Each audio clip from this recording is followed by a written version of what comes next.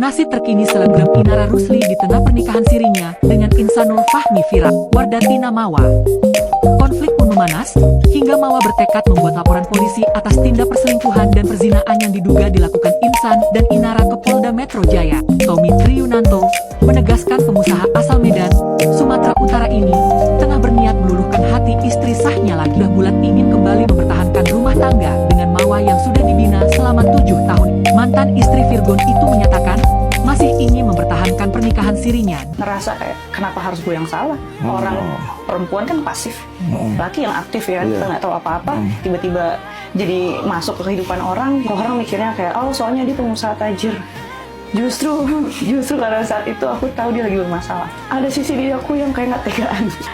Dari awal pengen kayak, udah aku udahin aja. Cuman kayak karena kasihan itu tadi.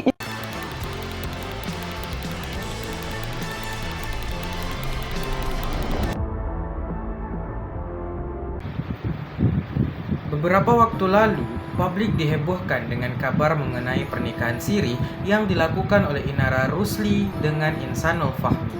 Pernikahan ini kemudian menjadi perbincangan luas karena diketahui bahwa Insanul Fahmi ini masih memiliki istri pertama. Dan pernikahan yang mereka lakukan ini tanpa sepengetahuan istri pertamanya. Fenomena ini memunculkan berbagai tanggapan dari masyarakat. Sebagian ada yang berpendapat bahwa selama akad nikah memenuhi syarat dan rukun nikah menurut syariat agama, maka pernikahan tersebut tetap dianggap sah. Namun sebagian masyarakat lainnya mempertanyakan aspek keadilan, transparansi, serta pelindungan terhadap hak-hak para pihak yang terlibat, terutama kaum perempuan dan anak-anak. Nah, perbedaan pandangan yang tajam ini menunjukkan bahwa hukum yang ada pada masyarakat, yang diterapkan dalam masyarakat, masih menjadi topik yang sangat hangat. Fenomena nikah siri sendiri bukanlah hal yang baru di Indonesia. Namun, pada pembahasan kali ini, kita tidak akan berfokus pada kehidupan pribadi para pelaku ataupun menghakimi benar dan salahnya seseorang. Justru yang lebih menarik untuk kita bahas adalah pandangan Liping Fikih terhadap fenomena nikah siri dalam hukum keluarga Islam. Benarkah cukup hanya sekedar sah saja secara agama, atau adakah tujuan yang lebih besar yang ingin diwujudkan oleh syariat Islam? Nah, kalau kita lihat kembali kepada fikih klasik, nikah siri yang memenuhi rukun dan syarat nikah memang telah dianggap sah secara agama. Sebagaimana sabda Rasulullah SAW, tidak ada nikah kecuali dengan wali dan 2 orang saksi yang adil. Hadis riwayat Ahmad, Abu Daud, dan Tirmizi. Artinya, selama terdapat calon suami, calon istri, wali, 2 orang saksi yang adil, serta ijab kabul, maka akad nikah tersebut dapat dianggap sah menurut agama meskipun tidak dicatatkan oleh negara. Namun, apakah persoalannya berhenti sampai di situ saja? Ternyata tidak. Dalam perspektif Liping Fikih, hukum Islam tidak hanya berbicara tentang sah atau tidaknya suatu akad, tetapi juga berbicara tentang bagaimana hukum tersebut hidup di tengah masyarakat dan mampu menghadirkan kemaslahatan. Liping Fikih tidak hanya bertanya, apakah nikah siri itu sah? Tetapi juga bertanya, apakah hak-hak istri dan anak sudah terlindungi? Apakah tujuan perkawinan sudah tercapai? Apakah praktik tersebut menghadirkan keadilan dan kemaslahatan dalam masyarakat? Karena pada hakikatnya tujuan pernikahan dalam Islam bukan hanya untuk menghalalkan hubungan antara laki-laki dan perempuan, tetapi juga membangun keluarga yang sakinah, mawaddah, dan warahmah. Menariknya, hingga saat ini praktik nikah siri masih banyak dilakukan dan dianggap sebagai sesuatu yang wajar oleh sebagian masyarakat. Tidak sedikit masyarakat yang beranggapan bahwa selama perkawinan itu sudah sah menurut agama, maka pencatatan perkawinan bukanlah suatu hal yang penting. Bahkan ada yang beranggapan bahwa yang penting itu sah di hadapan Allah. Sedangkan urusan administrasi negara hanyalah formalitas belaka. Hal ini juga sempat disampaikan oleh Inara Rusli dalam podcastnya. Ia mengatakan bahwa dirinya ialah janda sehingga tidak perlu pernikahan yang besar-besar walimahnya ataupun tidak memerlukan wali. Nah, pernyataan seperti ini banyak menggiring opini masyarakat. Fenomena ini menunjukkan bahwa fikih memang hidup di tengah masyarakat. Pemahaman terhadap nikah siri tidak hanya dibentuk oleh kitab-kitab fikih klasik, tetapi juga oleh budaya, tradisi, serta cara pandang masyarakat. Namun, dalam perspektif living fikih, suatu praktek hukum tidak cukup hanya dilihat dari kebiasaan masyarakat ataupun keabsahannya semata. Living fikih juga melihat apakah praktek tersebut mampu mewujudkan tujuan syariat ataupun maqasid syariah. Lalu muncul pertanyaan berikutnya.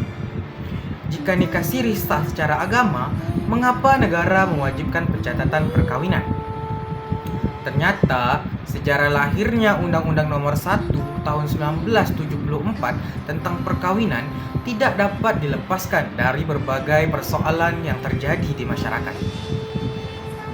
Sebelum adanya undang-undang ini, banyak perkawinan yang tidak tercatat, sehingga ketika terjadi perceraian, istri sulit untuk menuntut nafkah. Hak anak tidak terpenuhi, sengketa warisan sering terjadi, bahkan praktik poligami dilakukan tanpa tanggung jawab. Karena itulah, negara hadir melalui Undang-Undang Nomor 1 Tahun 1974 dan kompilasi hukum Islam yang mewajibkan pencatatan perkawinan serta mengatur perceraian melalui pengadilan. Menariknya, aturan tersebut sebenarnya bukan bentuk pertentangan antara hukum negara dan hukum Islam. Justru sebaliknya, undang-undang tersebut dapat dipandang sebagai salah satu bentuk implementasi living fikih yang ada di Indonesia. Karena fikih itu tidak berhenti di dalam kitab-kitab klasik saja, tetapi terus hidup dan berkembang mengikuti kebutuhan masyarakat. Negara melakukan ijtihad melalui hukum positif untuk menjaga tujuan syariat dan mencegah kemudaratan. Hal ini didasari dan diperkuat oleh firman Allah Subhanahu wa taala dalam Quran surah Al-Baqarah ayat 282 yang mana artinya, wahai orang-orang yang beriman, apabila kamu melakukan utang piutang untuk waktu yang ditentukan, maka hendaklah kamu menuliskannya. Nah, jika urusan utang piutang saja diperintahkan untuk dicatat, maka perkawinan yang merupakan mitsaqun ghalizan atau perjanjian yang kuat tentu lebih layak untuk memiliki bukti dan kepastian hukum. Allah juga berfirman dalam Quran surah An-Nisa ayat 21, dan mereka telah mengambil dari kamu ikatan perjanjian yang kuat. Selain itu, Rasulullah juga bersabda, umumkanlah pernikahan ini. Hadis riwayat Ahmad dan Tirmizi. Nah, pada masa Rasulullah Shallallahu Alaihi Wasallam dahulu, pengumuman pernikahan itu dilakukan melalui walimah. Sedangkan dalam kehidupan modern saat ini, salah satu bentuk pengumuman yang paling kuat adalah melalui pencatatan perkawinan oleh negara. Karena hal ini bisa dibuktikan demi kepastian hukum. Dalam perspektif maqasid syariah, tujuan hukum Islam adalah mewujudkan kemaslahatan dengan menjaga 5 hal pokok atau al-kulliyat al-khams. Pertama, itu adalah hifzu ad-din atau menjaga agama. Nah, pernikahan ini merupakan ibadah dan sarana menjaga manusia dari perbuatan-perbuatan yang dilarang oleh agama. Namun, pelaksanaannya juga harus dilakukan secara bertanggung jawab agar tidak menimbulkan kezaliman terhadap pihak lain. Yang kedua, ialah hifzu an-nafs, yaitu menjaga jiwa. Tujuan perkawinan adalah menciptakan ketenangan dan ketentraman. Apabila suatu perkawinan justru menimbulkan konflik dan ketidakpastian, maka tujuan menjaga jiwa belum tercapai secara sempurna. Ketiga, hifzu al-akal, yaitu menjaga akal. Nah, kepastian hukum dalam perkawinan ini memberikan keteraturan dan mencegah berbagai persoalan yang dapat merusak tatanan kehidupan keluarga dan masyarakat. Keempat, hifzu an-nasab, yaitu menjaga keturunan. Pencatatan perkawinan memberikan kepastian terhadap status anak, hubungan nasab, serta hak-hak di kemudian hari.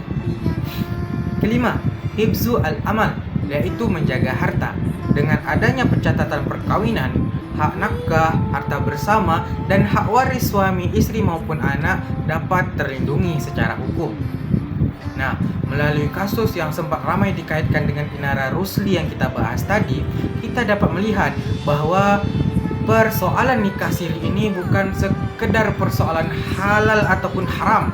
Lebih daripada itu, terdapat persoalan keadilan, perlindungan anak, dan kemaslahatan keluarga yang juga harus diperhatikan. Adapun menurut saya, kasus tersebut menunjukkan bahwa hukum Islam itu tidak hanya dipahami dari aspek sah atau tidaknya suatu akad, tetapi juga mempertimbangkan dampak sosial yang ditimbulkan. Keabsahan agama dan legalitas negara tidak seharusnya dipertentangkan, karena keduanya memiliki tujuan yang sama, yaitu menjaga kemaslahatan keluarga serta melindungi hak-hak seluruh anggota keluarga.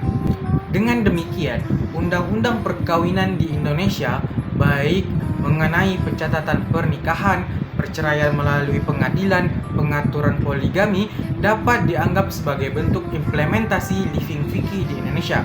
Sebab hukum tersebut lahir sebagai respon terhadap kebutuhan masyarakat demi mewujudkan tujuan syariat ataupun maqasid syariah.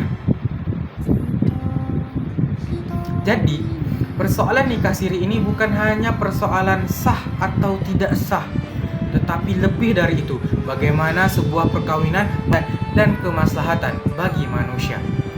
Dan inilah merupakan objek ataupun tujuan utama daripada living fikih, yaitu hukum fikih yang hidup, berkembang, dan terrealisasikan di lingkungan masyarakat dalam kehidupan sehari-hari. Demikian pembahasan yang dapat saya sampaikan terkait dengan pemenuhan tugas UAS matkul living fikih dengan tema pandangan living fikih terhadap nikah siri, yang mana studi kasusnya tadi saya ambil daripada kasus Inara Rusli. Demikian, wassalamualaikum warahmatullahi wabarakatuh.